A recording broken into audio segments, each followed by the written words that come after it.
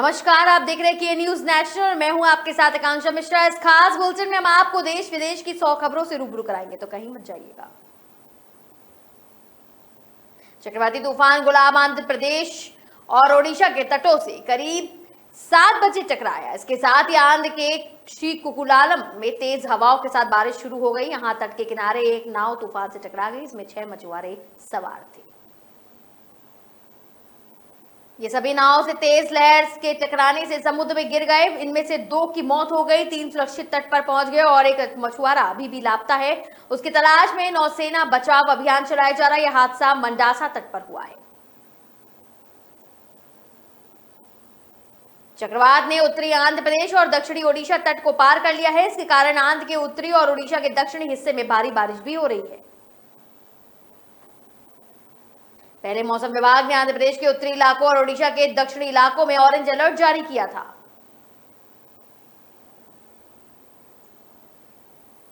ओडिशा में एनडीआरएफ के 24, Odisha disaster rapid action force के 42 दल तैनात किए गए।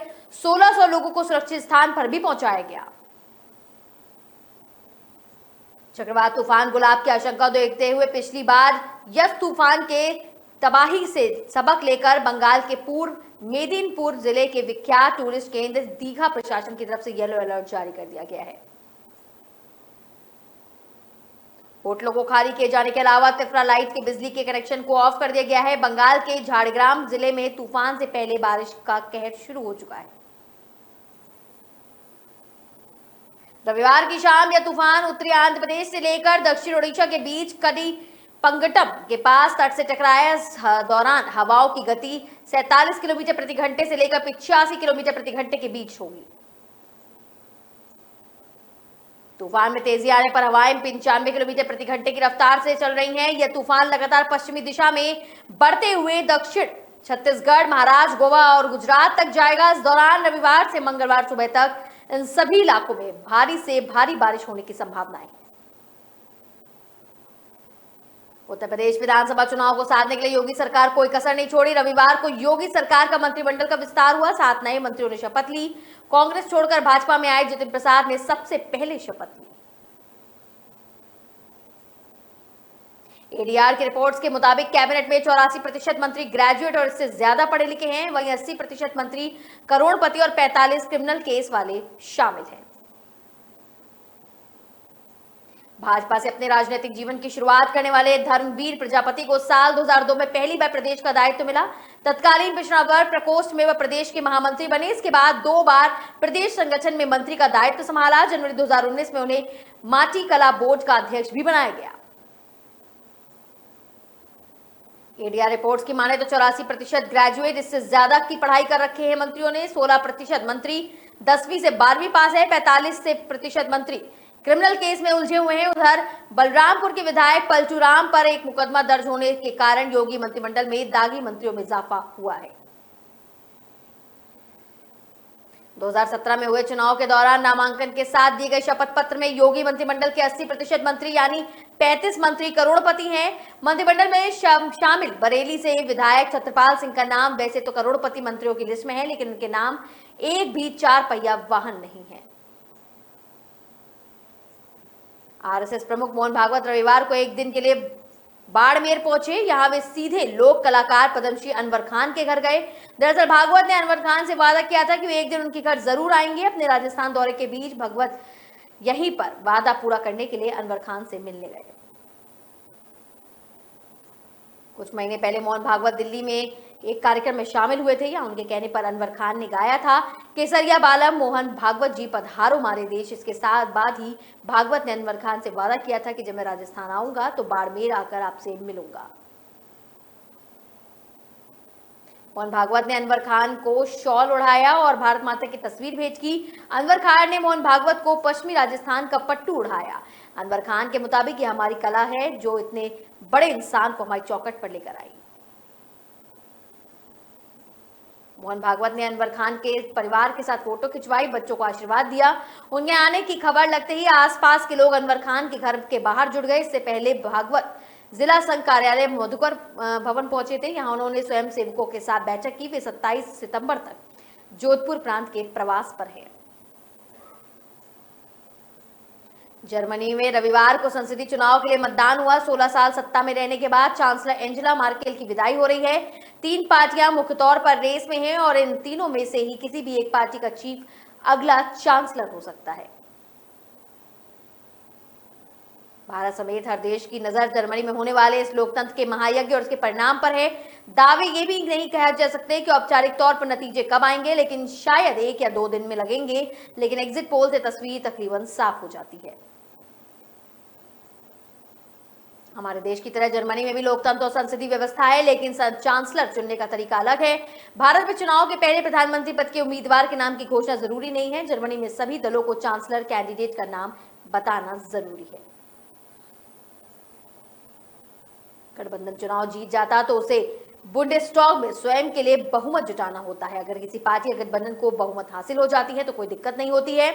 फर्ज कीजिए कि अगर ऐसा नहीं होता है तो चुनाव के बाद भी हमारे देश की तर्ज पर गठबंधन या समर्थन से सरकार बनाई जा सकती है।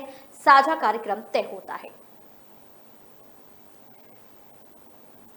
रीच के साथ नकल कराने वाले गिरोह भी एक्टिव हैं। रविवार को परीक्षा शुरू होते ही प्रदेश में अलग अलग जगह नकलचियों को गिरफ्तार किया गया है। सबसे ज्यादा हैरान करने वाला मामला बीकानेर में सामने आया है। कैंडिडेट्स को ब्लूटूथ डिवाइस लगी चप्पलें बेचने वाले 4 लोगों को पुलिस ने पकड़ लिया है। शंका बताई जा रही है कि कई कैंडिडेट्स ने इस डिवाइस के साथ परीक्षा दी है। बीकानेर के गंगा शहर में की गई चारों आरोपी चप्पल में डिवाइस लगाकर नकल कराने में जुटे थे। शुरुआती जांच में सामने आया कि डिवाइस लगी चप्पल 6-6 लाख रुपए में बेची गई थी। गैंग के सदस्यों ने चप्पल की एक डिवाइस फिट की थी। ब्लूटूथ के जरिए मिनी ईयरफोन से कनेक्ट कर रखा था। इस ईयरफोन के जरिए सभी सवालों के उत्तर मिलने वाले थे। यह स्क्रीन कलर का ईयरफोन इतना छोटा था कि पकड़ में नहीं आता। एसपी प्रीति चिंदा ने सूत्रों के हवाले बताया कि 4 युवकों को गिरफ्तार कर लिया गया है। ये लोग डिवाइस की मदद से सेंटर पर नकल कराने में कोशिश में जुटे हुए थे। इनसे कई और सामान भी मिले हैं जो नकल कराने में काम आ रहे थे। गंगा शहर पुलिस और डीएसटी टीम ने मिलकर यह कार्रवाई पूरी की है। वहीं एसपी शैलेंद्र सिंह इंदौरिया ने चारों युवकों से पूछताछ की। उन्होंने बताया कि पता लगाया जा रहा है कि इन्होंने कितने और किन स्टूडेंट्स को डिवाइस लगी चप्पलें देकर एग्जाम सेंटर भेजा है। पकड़े गए ओम प्रकाश, मदन, त्रिलोक और गोपाल चुरू के रहने वाले हैं। रीट की दोनों परीक्षाओं की परीक्षा रविवार को पूरी हो चुकी है। सुबह पहली पारी में 10:30 बजे से शुरू हुई थी। परीक्षा शुरू होने के बाद से ही विवाद होने लगा। कुछ अभ्यर्थी एग्जाम सेंटर पर देरी से पहुंचे तो एंट्री नहीं दी गई। वहीं एग्जामिनेशन हॉल में जाने के लिए कई महिला अभ्यर्थी रोती बिलखती रही। सीकर में 3 युवतियां 5 मिनट देर से पहुंची तो अंदर नहीं जाने दिया गया। अजमेर में गुजरात से परीक्षा देने आई महिला का एडमिट कार्ड रास्ते में ही गिर गया। इस पर बहन के पास वो लेकर पहुंची, तब तक विलंब हो चुका था। महिला ने बताया कि गुजरात के दाहोद में से आई है और 2 साल से रीट की तैयारी कर रही है। 5 मिनट की देरी की वजह से उसे एंट्री नहीं मिली। इसके अलावा परीक्षा सेंटर के बाहर हाथों से धागे तो बालों में से क्लिप उतरवा दी गई। सीपर में एसके गर्ल कॉलेज में 3 युवतियां पहुंची तो सेंटर का गेट बंद हो चुका था। तीनों हाथ जोड़कर अंदर जाने के लिए मिन्नत कर रही थी और गेट पर भी रोती बिलखती नजर आई। किरौड़ की रहने वाली प्रियंका, झुंझुनू की कविता व नवलगढ़ की प्रियंका ने बताया कि सेंटर पर परीक्षा शुरू होने से 10 मिनट पहले आई थी। वे गेट पर खड़ी रही। उन्हें गार्ड ने कहा कि पीछे वाले गेट पर चले जाओ। जयपुर में एग्जाम शुरू होने से पहले सेंटर पर धागे बिछिया से लेकर बालों की क्लिप भी उतरवा दी गई। हाथों के कंगन भी उतारवा दिए गए। सेंटर पर युवतियों की चोटी भी चेक की गई और अंदर तब भेजा गया। टी शर्ट में आई युवतियों को कई सेंटर पर जाने से रोक दिया गया था। उन्हें ढीले कपड़े पहनकर आने की बात कही गई। कई सेंटरों पर कपड़े बदलने की भी जगह नहीं मिल रही थी। दमयंती तंवर एक दिन पहले अजमेर में गुजरात के दाहोद से आई थी। 9 बजे से पहले अजमेर में सेंट्रल गर्ल्स स्कूल पहुंच गई। बिना प्रवेश पत्र के नहीं जाने दिया गया। वह बहन के घर आई और दूसरा एडमिट कार्ड लेकर पहुंची, लेकिन 10 बजे तक वह सेंटर पहुंची थी। सेंटर पर इधर उधर से भेजकर परेशान किया गया, फिर भी उसे अंदर नहीं जाने दिया गया। छोटे छोटे बच्चों को लेकर कई महिलाएं सेंटर पर परीक्षा देने आई थी। महिलाओं ने परीक्षा सेंटर में जाने से पहले बच्चों को गोद में बिठाकर दूध पिलाया। इसके बाद वो साथ आए पति व मां को बच्चों के साथ लेकर चली गई। इस दौरान कई बच्चे सेंटर के बाहर रोते बिलखते नजर आए। परीक्षा देने के बाद फिर मां ने उन्हें संभाला। साफ सुथरे शहरों में नंबर 1 इंदौर में पानी में डूबे सड़क के गड्ढे ने छात्रा की जान ले ली। हादसा रिंग रोड पर शनिवार रात 8 बजे हुआ। छात्रा सरिता रड़दा की गड्ढे में गिरने से मौत हो गई। सरिता उसकी फ्रेंड सुजाता अपने मुंह बोले भाई राहुल के साथ एक्टिवा से आ रही थी। 21 साल की सरिता पुत्री गणेश रणधा धार की रहने वाली थी। इंदौर में रहकर गुजराती कॉलेज में बीए सेकेंड ईयर की पढ़ाई कर रही थी। सुजाता भी बीएससी नर्सिंग की स्टूडेंट है। दोनों ही मूसा खेड़ी में किराए के फ्लैट में रहती थी। राहुल भी होलकर साइंस कॉलेज का छात्र है और खंडवा नाके में रहता है। राहुल ने बताया कि सरिता ने शाम को कहा कि नल में पानी नहीं आ रहा है, इसलिए वह दोनों को खाना खिलाने के लिए अपने रूम में लेकर आ रहा था। रिंग रोड पर बारिश की वजह से गड्ढे हो चुके हैं। जैसे ही गाड़ी गड्ढे में उतारी गई वह एक तरफ गिर गया। सरिता और सुजाता भी गिर गई। थाना प्रभारी संतोष दूधी के अनुसार सरिता के सिर में गंभीर चोट आई थी। उसे अस्पताल ले जाया गया। इलाज के दौरान उसकी मौत हो गई। मई 2019 में शहर के पलासिया इलाके में हादसा हुआ। मनोरमागंज के ईश्वरचंद महादेव मंदिर के पास स्कूटी से गिरकर नितिन मधुकर की मौत हो गई। इसके बाद नगर निगम जल संसाधन विभाग के खिलाफ लापरवाही का केस दर्ज कराया गया। मध्य प्रदेश के 23 जिलों में पिछले 24 घंटे में तेज बारिश हो रही है। खंडवा में सबसे ज्यादा 4 इंच बारिश दर्ज की गई। वहीं इंदौर, छिंदवाड़ा और सिवनी में 2 इंच पानी बरसा। गुना, भोपाल समेत प्रदेश के कई हिस्सों में रविवार सुबह से तेज बारिश शुरू। मौसम केंद्र भोपाल ने अगले 24 घंटे में 19 जिलों में भारी बारिश का अलर्ट जारी किया। इन जिलों में 2.5 से लेकर 4.5 इंच तक की बारिश हो सकती है। इधर भोपाल में भी सुबह से रुक रुक कर तेज और रिमझिम बारिश जारी है। मौसम वैज्ञानिकों की माने तो 27 सितंबर से कम दबाव का नया सिस्टम बन रहा है। इसके चलते प्रदेश भर में 1 अक्टूबर के पहले सप्ताह तक हल्की व मध्यम बारिश होगी, लेकिन इससे पहले एक्टिव मानसून की वजह से देश भर में बारिश हो रही है।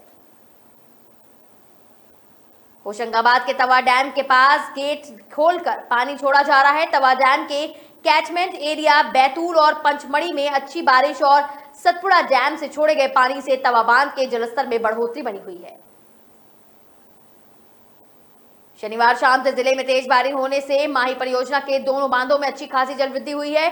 उपयंत्री केसी नीलकंठ ने बताया कि रात में 10 बजे तक गेट आधा मीटर तक खोला गया था। वहीं रात में 12 बजे दूसरा गेट भी आधा मीटर तक खोल दिया गया था। वाटर लेवल को 474.30 मीटर पर मेंटेन किया जा रहा है, लेकिन पानी की बढ़ने से सुबह 7 बजे तीसरे गेट आधा मीटर तक खोला गया। बाद में चारों गेट खोल दिए गए, जिसमें से 3 गेटों को आधा मीटर तक खोला गया।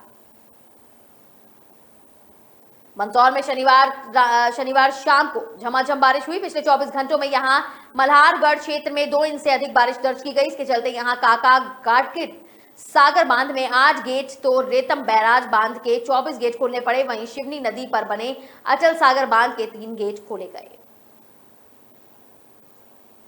जाति जनगणना को लेकर बिहार के सीएम नीतीश कुमार ने रविवार को दिल्ली में अपनी हनक दिखा दी। उन्होंने केंद्र सरकार को अल्टीमेट दे दिया कि जाति जनगणना को लेकर एक बार फिर से विचार करें। मुख्यमंत्री नक्सला समस्या को लेकर दिल्ली में बैठक में शामिल होने गए हैं। नीतीश कुमार के बयान का लफ्जा काफी कड़ा और अल्टीमेट देने वाला था। उन्होंने नक्सल समस्या की बैठक पर कुछ न बोलते हुए सिर्फ जाति जनगणना पर ही फोकस किया और अपने अंदाज में केंद्र की सरकार को इशारे में ही अल्टीमेटम दे दिया। नीतीश कुमार दिल्ली केंद्रीय गृह मंत्री अमित शाह की अध्यक्षता में होने वाले नक्सल समस्या, सुरक्षा और विकास से संबंधित मुद्दों की बैठक में शामिल होने गए थे। नीतीश कुमार ने कहा केंद्र सरकार ने जो सुप्रीम कोर्ट में कहा है उस पर फिर से विचार करें। जाति जनगणना में कई लाख जाति और उपजातियां आ जाएंगी, लेकिन उसका विभाजन तो किया ही जा सकता है और इसे कैटेगरी में बांटा ही जा सकता है। ये बहुत मुश्किल नहीं है, ये सबके लिए फायदेमंद है। वहीं पिछले लोगों को आगे लाने का भी ये बेहतर तरीका है। सीएम ने कहा कि 2011 में जो जाति जनगणना हुई थी वो जाति जनगणना थी ही नहीं, वो आर्थिक आधारित जाति जनगणना थी जिसमें कई गलतियां थी, इसलिए उसे प्रसारित नहीं किया गया था। केंद्र सरकार अगर सबका विकास चाहती है तो जाति जनगणना कराए। उन्होंने कहा कि हम राज्य स्तर पर अपने सभी दलों के साथ एक बार फिर से मीटिंग करके इस पर विचार करेंगे। इशारों में ये संकेत दिए कि केंद्र सरकार जाति जनगणना नहीं कराएगी तो बिहार सरकार सभी दलों के साथ मीटिंग कर अपना खुद का जाति जनगणना करा लेगी। जबलपुर में पुलिस प्रशासन और नगर निगम की टीम ने शराब माफिया टिंकू सोनकर पर बड़ी कार्रवाई की। रविवार सुबह 2 करोड़ का आलीशान बंगला, जहां किसी तरह का बवाल न हो, इसके लिए 2 एसएसपी, 110 पुलिसकर्मियों, 50 नगर निगम कर्मियों और प्रशासनिक अधिकारियों की मौजूदगी में यह कार्रवाई हुई। कैलाशपुरी गुप्तेश्वर निवासी 40 वर्षीय कुलदीप उर्फ टिंकू सोनकर पर गोरखपुर में 65 मामले दर्ज हैं। इसमें ज्यादातर शराब तस्करी और जुआ फड़ चलाने के मामले हैं। एसडीएम गोरखपुर दिव्या अवस्थी के मुताबिक खसरा नंबर 46 में टिंकू सोनकर ने 3,500 वर्ग फीट जमीन पर अवैध 2 मंजिला आलीशान भवन और 1,000 वर्ग फीट पर हॉल बना रखा है। कुछ एरिया 6,000 वर्ग फीट पर है। आरोपी की जमीन की कीमत करीबन 1.5 करोड़ रुपए बताई जा रही है और मकान की कीमत 2 करोड़ रुपए है। राजस्व रिकॉर्ड में यह जमीन भरतीपुर निवासी हंसराज पुत्र हुब्बी लाल सोनकर के नाम पर दर्ज है। एएसपी रोहित काशवानी और एसएसपी गोपाल खांडले के मुताबिक टिंकू सोनकर के खिलाफ जुआ फड़ और शराब की तस्करी, मारपीट और धमकी के केस दर्ज हैं। आरोपी ने अकुल संपत्ति, अवैध शराब की तस्करी और जुआ फड़ मामले भी चलाए हैं और बता दें कि पुलिस इस पर पिछले 6 महीने से नजर रख रही थी। राजधानी भोपाल की करीब 70% खराब सड़कों से लोगों को राहत नहीं मिल रही। बारिश थमने का नाम नहीं ले रही। धूल के गुबार उड़ते हैं तो बारिश होने पर गड्ढे उभर आते हैं, कीचड़ फैल जाता है। वहीं शनिवार और रविवार सुबह बारिश के कारण सड़कों ने मुसीबत बढ़ा दी। अफसर 1 अक्टूबर से सड़कों की रिपेयर कराने की बात कर रहे हैं, लेकिन मॉनसून के एक्टिव होने से नहीं लगता कि राजधानी के लोगों को जल्द ही राहत मिलेगी। नगरीय प्रशासन मंत्री भूपेंद्र सिंह ने 1 अक्टूबर से सारी सड़कों की रिपेयरिंग करने के लिए कहा था। कमिश्नर कविंद्र कियावत ने भी एजेंसियों को निर्देश दिए थे कि सड़कों को रिपेयर कराया जाए, लेकिन एजेंसियों को की तर्क है कि बारिश में सड़कों का डामरीकरण नहीं किया जा सकेगा। नगर निगम की करीब 228 सड़कें खराब पड़ी हैं। इनमें से 24 सड़कें गारंटी पीरियड में बताई जा रही हैं, जिनकी मरम्मत ठेकेदारी करेंगे। वहीं अन्य सड़कों की रिपेयरिंग में 70.30 करोड़ रुपए खर्च होना है। नगर निगम अधिकारियों ने सरकार पर करीब 44 करोड़ रुपए का अनुदान भी मांगा है। पीडब्ल्यूडी और सीपीए की सड़कें भी खराब है। कोलार का करीब 10 किलोमीटर लंबी सड़क पूरी तरह से अखंड हो चुकी है। कोलार रेस्ट हाउस, चूना भट्टी, नयापुरा, ललिता नगर, हनोती जोड़ और गेहूं खेड़ा में बुरे हाल हैं। पीडब्ल्यूडी अधिकारियों का कहना है कि नगर निगम द्वारा पानी और सीवेज लाइन की खुदाई करने के कारण सड़क की हालत बिगड़ी हुई है। पुराने शहर की सड़कें भी खराब हो चुकी हैं। नए शहर के एमपी नगर क्षेत्र के पुराने इलाके में भोपाल चौकी इलाके के एक समान बने हुए हैं। बारिश थमने पर पूरे दिन धूल के गुबार उड़ते हैं। वहीं बारिश होने पर कीचड़ फैल जाता है। इस कारण ट्रैफिक भी प्रभावित दिखाई देता है। 1.5 साल बाद सोमवार से 1 से 5 तक की स्कूलें खुलेंगी। 1 सप्ताह पहले 6 से 8 तक की स्कूलें भी खुल चुकी हैं। ऐसे में अब सोमवार से स्कूलों में नन्हे मुन्नों के साथ पूरी रौनक लौट आएगी। स्कूलों को सरकार द्वारा कोविड-19 गाइडलाइंस का पालन करना होगा। छोटे बच्चों की स्कूल शुरू होने के साथ अभिभावकों का शेड्यूल भी बदल जाएगा। अब उन्हें स्कूल छोड़ने और लाने की जिम्मेदारी, लंच बॉक्स बनाने से लेकर होमवर्क करवाने की जिम्मेदारियां भी बढ़ी। स्कूलों में एक दिन 50% और दूसरे दिन शेष 50% बच्चों को बुलाया गया। बच्चे टिफिन, पानी की बोतल, कॉपी किताब का आदान प्रदान नहीं कर सकेंगे। इधर शिक्षा विभाग ने भी सभी सरकारी और निजी स्कूल संचालकों को कोविड-19 गाइडलाइन का पालन करने और क्लासेस संचालित करने के निर्देश दिए। संयुक्त निदेशक स्कूल शिक्षा प्रेमचंद खांगला व सीडीओ डॉक्टर भल्लाराम कीचड़ ने कहा कि सभी स्कूल संचालक, प्रिंसिपल व प्राध्यापकों को कोरोना महामारी से बचाव के तरीकों के लिए जारी गाइडलाइन का पालन करना जरूरी। इस दौरान टीचर्स की जिम्मेदारी होगी बच्चों को सोशल डिस्टेंसिंग, मास्क और सैनिटाइजर का इस्तेमाल करके बिछाएं। किसी भी बच्चे को बुखार या बीमारी के लक्षण दिखने पर उसे ठीक होने से पहले ही उम्मीद करने के लिए परमिशन दे दी जाए। बाल अभियानों में भी बच्चों को ठूस कर नहीं खिलाया जाएगा। स्कूलों में प्रार्थना सभाएं और बच्चों के नजदीक आने से जैसे ही कोई गेम्स नहीं हो सकेंगे। कोविड-19 गाइडलाइंस का पालन और मॉनिटरिंग के लिए शिक्षा विभाग टीमें स्कूलों का आकस्मिक निरीक्षण करेंगी।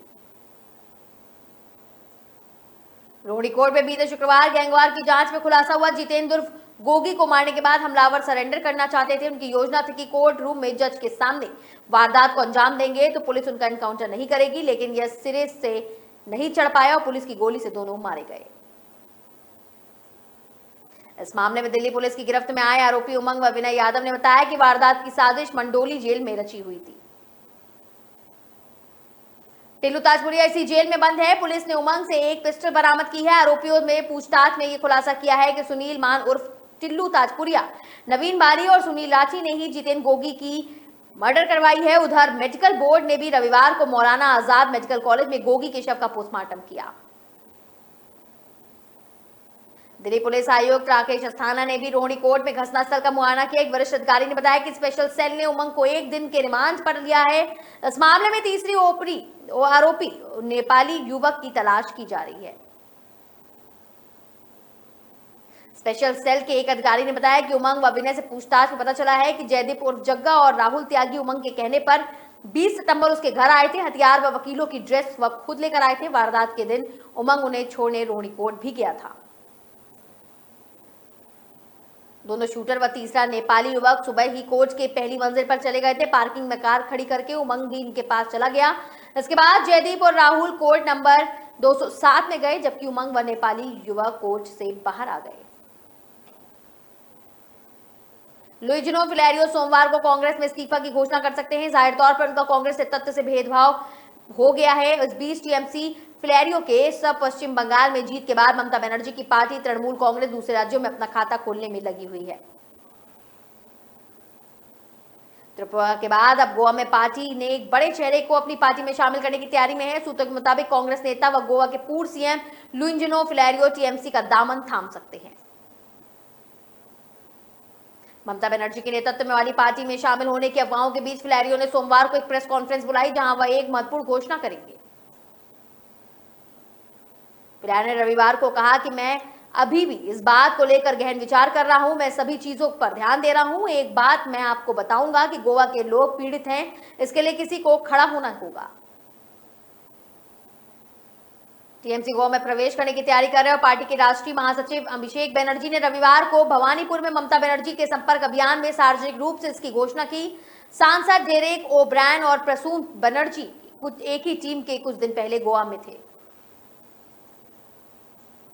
पीएम नरेंद्र मोदी आज प्रधानमंत्री डिजिटल हेल्थ मिशन की शुरुआत कर चुके हैं। इस योजना का शुभारंभ वीडियो कॉन्फ्रेंसिंग के जरिए किया गया। इस फेलोशिप योजना का उद्देश्य देश भर में स्वास्थ्य सेवा को डिजिटल बनाना है। इस योजना के तहत हर भारतीय नागरिक की एक यूनिक हेल्थ आईडी बनाई जाएगी, जिससे एक देशव्यापी डिजिटल हेल्थ इकोसिस्टम तैयार किया जा सके। इससे पहले यह नेशनल डिजिटल हेल्थ मिशन के नाम से चल रहा था। प्रधानमंत्री मोदी ने 15 अगस्त 2020 को इसे अंडमान निकोबार, चंडीगढ़ और दादर नागर हवेली समेत दमन, दीव, लद्दाख और लक्षद्वीप में शुरू किया था। अब पूरे देश में शुरू किया गया है। इस अवसर पर पीएम नरेंद्र मोदी ने कहा कि डिजिटल इंडिया अभियान से देश के सामान्य नागरिक की ताकत बढ़ी है। हमारे देश के पास 130 करोड़ आधार नंबर, 118 मोबाइल नंबर यूजर और 80 crore internet user, 43 crore Jan Dhan bank खाते हैं। ऐसी दुनिया में कहीं नहीं है। आज राशन से लेकर प्रशासन तक सब डिजिटल हो गया है।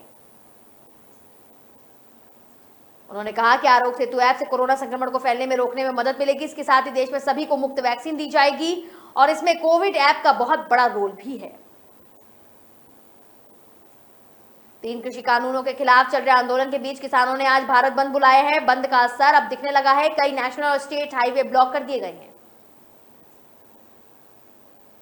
कई रूट डायवर्जन हो चुके हैं। ट्रेनों की आवाजाही भी प्रभावित है। दिल्ली से जाने वाली कई ट्रेनें रद्द कर दी गई हैं। प्रदर्शनकारी किसानों की योजना सुबह 6 बजे से शाम 5 बजे तक चक्का जाम करने में और विरोध प्रदर्शन करने में लगी है। हरियाणा, पंजाब, दिल्ली, उत्तर प्रदेश और राजस्थान में इस बंद का ज्यादा असर दिख रहा है। कांग्रेस, आरजेडी, आम आदमी party, Bahujan Samaj party, Samajwadi party और लेफ्ट पार्टियों में भारत बंद का समर्थन किया है। अखिल भारतीय बैंक अधिकारी परिसंघ से भी भारत बंद को समर्थन मिला है।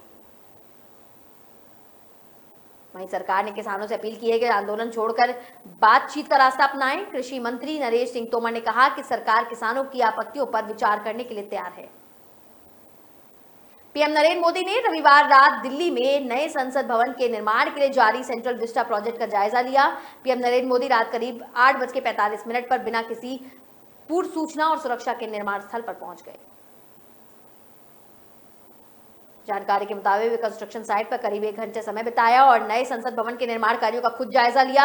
इस दौरान वे साइट पर वर्कर से भी बात करते दिखे। इंडिया गेट से लेकर राष्ट्रपति भवन के बीच वे सेंट्रल विस्टा का सौंदर्यीकरण हो रहा है और निर्माण कार्य भी चल रहा है। सेंट्रल विस्टा प्रोजेक्ट के तहत एक नई संसद भवन और एक नए आवासीय परिसर का निर्माण हुआ, जिसमें प्रधानमंत्री और उपराष्ट्रपति के आवास के साथ कई नई कार्यालय भवन और मंत्रालयों के कार्यकाल और कार्यालयों के केंद्रीय सचिवालय का निर्माण किया जा रहा है। प्रोजेक्ट के तहत राष्ट्रपति भवन से लेकर इंडिया गेट तक 3 किलोमीटर के क्षेत्र को नए सिरे से बनाया जाएगा। यह पूरी परियोजना करीब 20,000 करोड़ रुपए की है।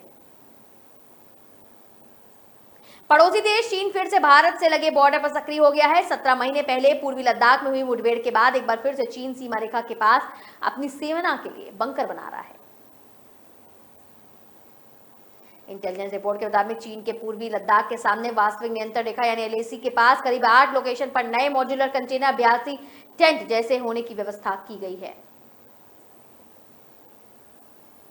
रिपोर्ट्स के मुताबिक पीपुल्स लिबरेशन आर्मी ने उत्तर में काराकोरम पास के करीब वहाब जिलगा से पीयू, हॉट स्प्रिंग्स, चोंगला, ताशिंगांग, मांजा और चुरूब तक सैनिकों के साथ शेल्टर बनाया है। हर लोकेशन पर 7 क्लस्टर्स में 80 से 84 तक कंटेनर्स बनाए गए हैं। पिछले साल अप्रैल मई में भारत चीन के बीच हुए सैन्य टकराव के बीच से चीन के कई कैंप बनाए गए हैं। ये नए कैंप पुराने मौजूदा कैंपों के अलावा बनाए गए हैं। इससे पता चलता है कि लंबे समय तक सीमा से अपनी फौज हटाने का चीन का कोई इरादा नहीं है।